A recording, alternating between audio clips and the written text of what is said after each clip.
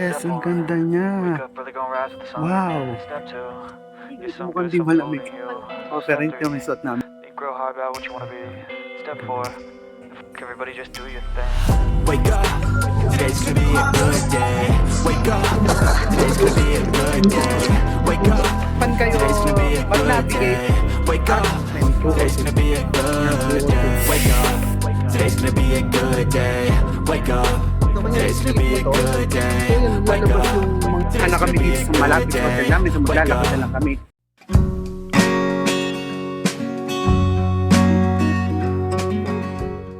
Pala kayo, mag-DIY kayo, mag-research muna kayo.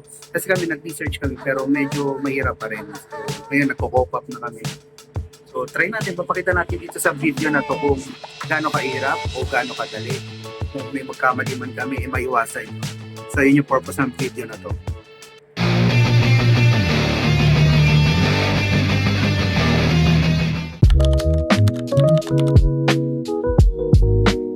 Yeah, good morning, Jeju. Ito yung view namin.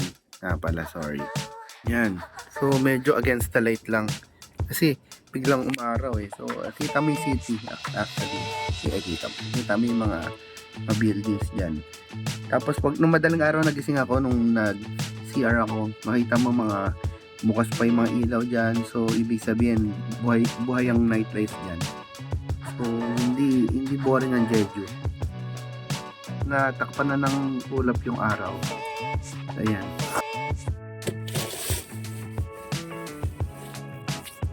So, ayan. Tapos yung aerial banda dun. Bukas yan paggabi. Kasi yun yung mga ginilan. Tapos kita mo si Mount Hala. Mount Hala kaya yan. Yung nasa likod. Pala sa hotel na to. Meron yung view ng airport. Yan, tingnan natin. Wow. Nice. Ooh. Yun yung airport to. Tapos yun yung city. Yung baba namin. So, yes. Yung makikita ko mga lumilipad pala dito. Nakita ko aeroplano kanina na nasa taxi mode. Ang ganda. Hello, Jeju. Another day here in Jeju. Let's go. Yun ang hotel. Yes. Yeah. Matic door. And yes, ikaw, lamig na naman. Lamig pa rin. Yan. So yan, nag-aantay kami dito ng bus 315. So meron kaming bus stop. So hindi ko mabigkas. So doon kami bababa ng bus. Tapos lalakarin na lang namin kasi pupunta kami ng simbahan. Magpe-pray kami, papasalamat kami syempre sa lahat ng blessings. Unahin namin ngayong araw yun. So, waiting kami sa bus. 18 minutes pa, makikita nyo naman dito eh. 15. 17 minutes. Yeah. Pero, hindi daw ganun ka-accurate yan. So, napapanood ko sa mga vlog. So, tingnan na lang natin. Pero siguro, more or less, ganyan naman yun. Hindi naman siguro tatagal ng matagal. Yung mag-antay-antay pa. Tsaka direkta na kayo at komportable kayo. Ayan, may mga daming taxis dito. So, dapat lang meron kayong cash. Hindi ko lang alam kung tumatanggap sila ng Visa card. So, mag-download kayo ng Naver Maps. Actually, yung 465. Magdadamay 465? Hindi. May green yan, diba? Wala. Meron? Walang. No ETA. So, yun yung Naver Maps. So, makikita nyo dyan. Yan yung ruta nyo. Tapos, then, ganon mo. I-scroll up mo. So, yan. Makikita mo siya. Scroll up mo din. Ito nga. Bakit nawala yung kaninang makikita? Ayun pala. Kala ko nasa dulo. So makikita mo din yung arrival ng bus. Kung ilang minutes yung ETA mo dun sa pupuntahan mo, sa bababaan mo. So kung anong mga bus na sasakyan mo. So ayan. So barandali. Tapos pag nandun ka sa Naver Map, nandun ka na sa bus, kada stop makikita mo siya, yung mga tuldok-tuldok. May arrow siya. So hindi ka mawawala. Bandok Jung. So yun yung bus namin. Yan, paparating na siya. 315 yan.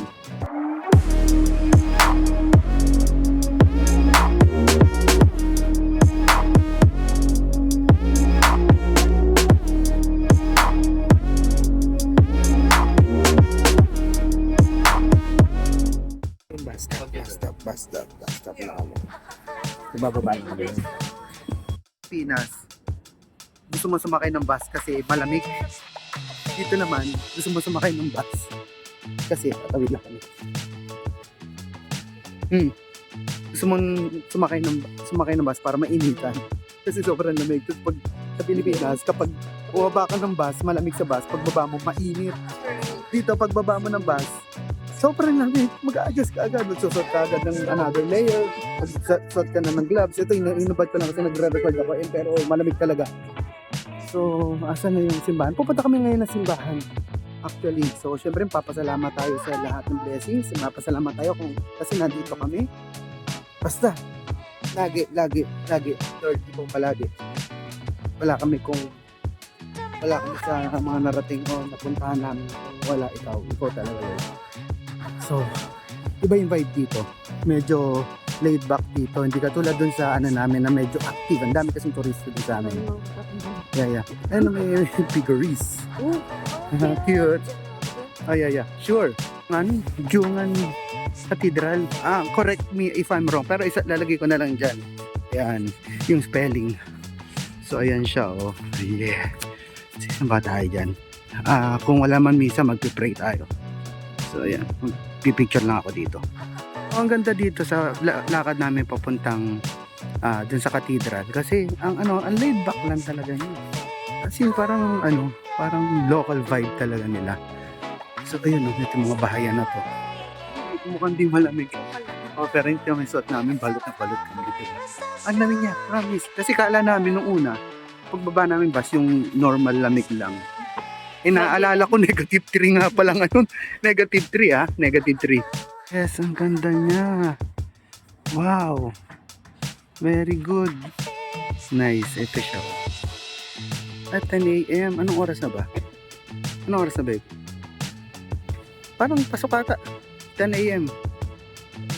June. Ay, 11 na. Sayang. Hindi kami 10 o'clock kasi sa Philippines. Sayang. Hindi kami umabot. Tagal kasi ng bus. Sayang. Napagmasana. Ang ganda niya. Ang ganda yung fairness cute. Tapos meron pa aeroplano doon sa malayo. Ito yung entrance. Main entrance niya. Tapos tingnan nga natin kung makapag-picture tayo dito na maganda. Hindi ganun kalamig sa loob. Sobrang lamig kasi. Nakita mo dito sa loob ng cathedral. Sa first floor. Parang office kasi siya. Tapos may malaking mapa ng Jeju. Ito yung mga Catholic Church sa Jeju. So marami din pala siya. Wow, nice. Nice, ang dami din pala niya simbahan. Catholic churches.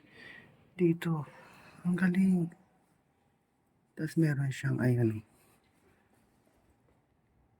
meron silang Jeju Catholic Org. Jeju Diocese. Galing, di ba? Nice. So marami din palang Catholic dito. Kasi ang dami niyang churches oh. So kaya pala marami nakita kami, nadaanan kaming mga simbahan kanina tsaka kahapon. Yeah. Yes, 83,000 Catholic pala dito. Registered Catholics.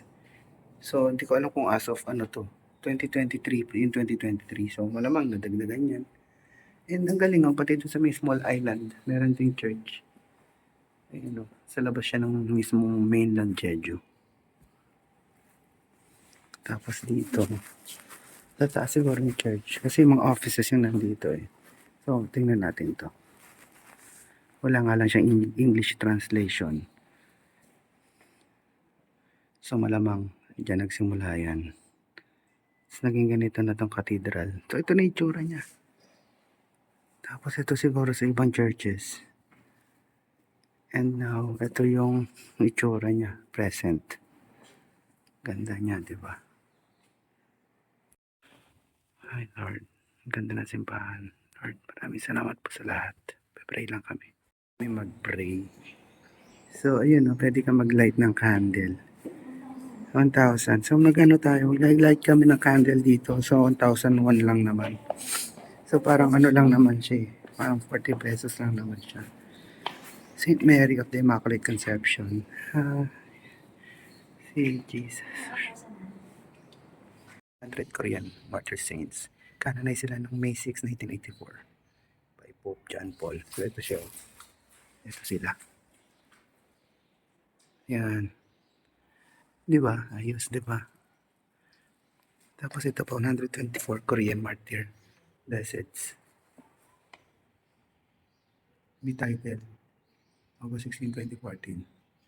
Kay Pope Francis. Ito naman din siya. So, active pala ang Catholic faith dito sa South Korea. Diba? Nice. Yan siya. Si Pope Francis. Oh. So, yun yung cross. So, next stop namin, pupunta kami sa Yeongdong Rock. So, syempre, hanap na kami nung may malapit na bus station dito. So, doon kami sasakay. Papakita ko na lang dito. Makikita naman yan dyan sa neighbor map nyo kung anong sasakyan nyo. So, pala, tinatanggap dito yung ano sa mga top in top out nyo, yung go time nyo. Pero, pag go time ang gamit nyo, yung full na pamasahe babayaran nyo, yung pinakabuong ruta. Kesa pag nag-T-money ka, kung saan ka lang bababa, yun lang yung ikakalta sa'yo. So, yun lang naman yung disadvantage nito. Sa neighbor map kung anong bus stop siya. So, check nyo na lang kung ito nga mismo. So, yan, 351 yung dumating. So, aming train kasi. Plans, hindi na kami pupunta sa Yeongdong Rock. Pupom na kami kasi medyo matagal pa yung bus. Kung antayin pa namin kung pupunta kami sa Yeongdong. Yung Bomnal pa kasi. So, ayun. Hanap kami ng Korean restaurant and gusto niya talaga mag-KFC. So, sige, sundin na lang natin. Ayoko sana mag-KFC kasi nakakatikim naman palagi nito. Ay, tanong natin, baka walang rice din dito, ha? Sweet and... Gusto niya talaga mag-rice. Yun. Laka ng sale nyo. May Dr. Pepper dito. Mag-extra rice ka. Pwede man, no? Add to cart. No add-ons.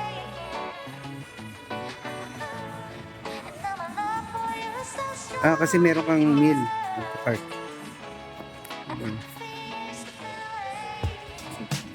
Chicken. 3-piece chicken. 1-piece chicken. 3-piece. Oh. Anong pipili mo? Oo.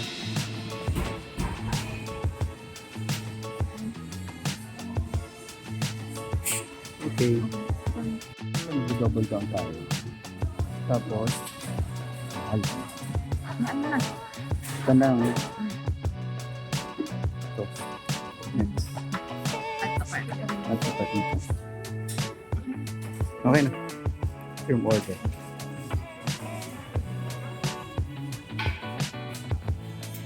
Pwede naman. At pa card.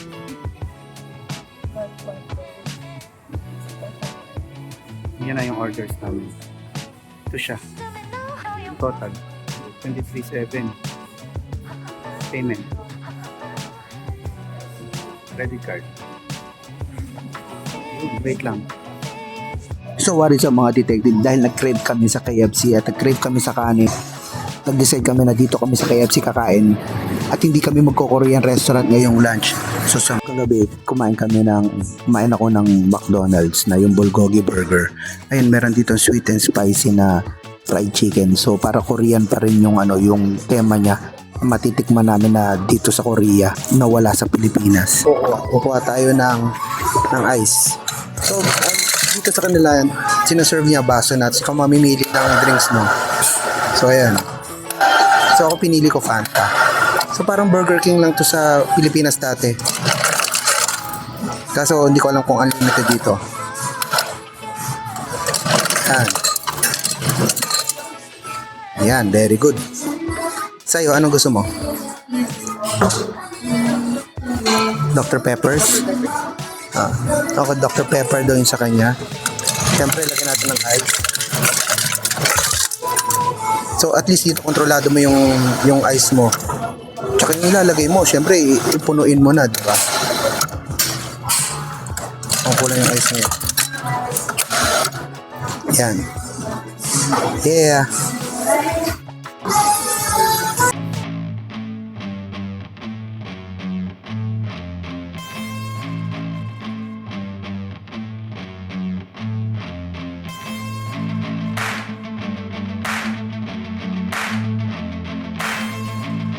Grabe yung singer ko. Singer double down. Grabe, ang laki. As in, di ba? Tapos, yung price sila dito, parang McDonald's. Kaya, hindi katulad na sa Pinas. So, siya, ayan. Ano yan? Sweet and spicy chicken. Meron ba ganyan sa Pilipinas? Wala yata, no? Ang dami ng serving ng ano niya, ng fries niya. Binawasan ko pa to, Di ba? Assembled form. Ito yung syempre yung isang part ng chicken. Ito hash brown. Tapos syempre may cheese, may bacon. Tsaka yung special red sauce nila. Na masarap Parang unique kasi double down sa atin. Hindi ganyan lasa yung red sauce na yun. Ewan ko parang walang red sauce sa atin. Pan kayo mag-navigate at ayun yung Maligaw. Dito kayo sa mismong Jeju bus station. So nandito yung mga buses. Dito sila tumitigil. Yeah. So makikita nyo na may mga numbers dyan. Ayan katulad yan. Sa 8 na yan, 800 and 801. Dito sa number 9, bus 151. Nandiyan mo makikita. Yung 202, doon kami sa 12. So antayin na lang namin. Ayan dyan. Tsaka yung mga schedules niya. So ta-translate mo naman. May Google Translate ka naman dyan sa cellphone mo. So ayan Ayan. Medyo makikita madilim sa mga bus nila. Ang reason pala ay, ayan, mismo meron silang dito car wash for buses. Kaya ang lilinis sa mga bus nila dito. Ayan close up po yan Ayan, kahit itong lumang bus na to, lalo itong mga blue, mga bago-bago yan, ang lilinis lahat. Ayan, 202. Ayan, 202. Pati talaga dito sa Jeju. Parang sa Singapore. Ang tataba nila. Yun ang tataba nila. Yun. Sakto 145 yung price. Ayun ang schedule naman. So 145. Maaga siyang dumating 138. Nagantin siya. Pero sakto 145 yung price niya. So sobrang strict. Kung hindi kumapa sa oras, iiwan ka talaga. Handamdong. Yun yung bus stop. So yun yung bus namin. So tsaka mo i-locate ng Naver. Kasi malapit lang siya dito So 4-minute walk na lang siya. So from Jeju bus station to dito, parang ilang oras babe? Ilang oras? Hindi, I mean yung yung biyahe natin from 50 minutes yung biyahe. Almost an hour. Bumababa dito. Kaya katulad yung mga couples na yan. So, alam mo, pupunta din sila doon. Kita dito, may mga guest house din siya dito. Tapos may mga restaurants marami. So, active pala yung dito. Yung buhay na buhay pala yung dito. Yung life dito ng mga pang-turista. Diba? Tapos mga Gen Zs marami. Kasi nga, dahil dun sa view. Ang daming tao sa bus station. Kasi nga, talagang puntahan siya dito. Grabe. -3. Yan, papanik tayo. Maganda yung nandun yung mga pangalan nito. Windmills. Grabe. Bomnal Cafe. Yan, lagi ka nakikita sa mga vlogs. Lahat na nagjejeju para dumadaan yata dito Bomnal. Yay, finally. After 15 minutes of travel time sa bus, narating na rin namin. So, hindi ka problema sa parking. Maraming parking. Halika na. Tawid na tayo. So, meron pa palang isang road dun, So, dito talaga yung dinadaanan ng bus 202. Sa road na for the full Cafe Street and Bomnal Cafe vlog, link in the description. So nandun yun. So summary lang dito kasi DIY vlog to. Kung ano mga scams, maturo siya. Pag susunod na bus stop na yung bababaan. Mga ganyan makikita mo, stop button niya. Para alam na driver na may bababaan. Minsan kasi hindi siya tumipili na pag walang sasakay. Yes, bababa na kami.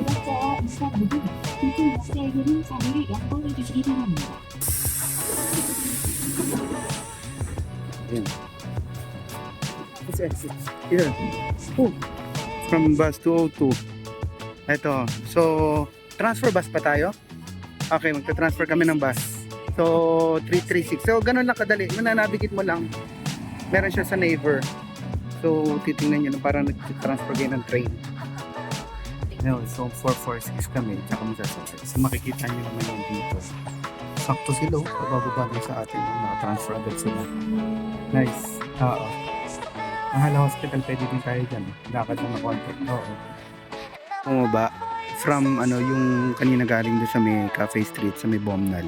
Ano station yun? So ilalagay ko na nga lang dyan. Tapos, sasakay na kami ng 315 at 316. Doon na kami papunta sa hotel namin. English. So, ipindutin mo lang siya dito language. Tapos lalabas yan. Mahihili ko ng language. So, ayun.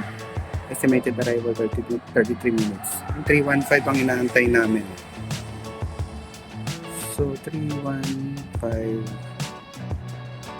dapat arrival 25 minutes pa, babe. Estimated arrival. Oh.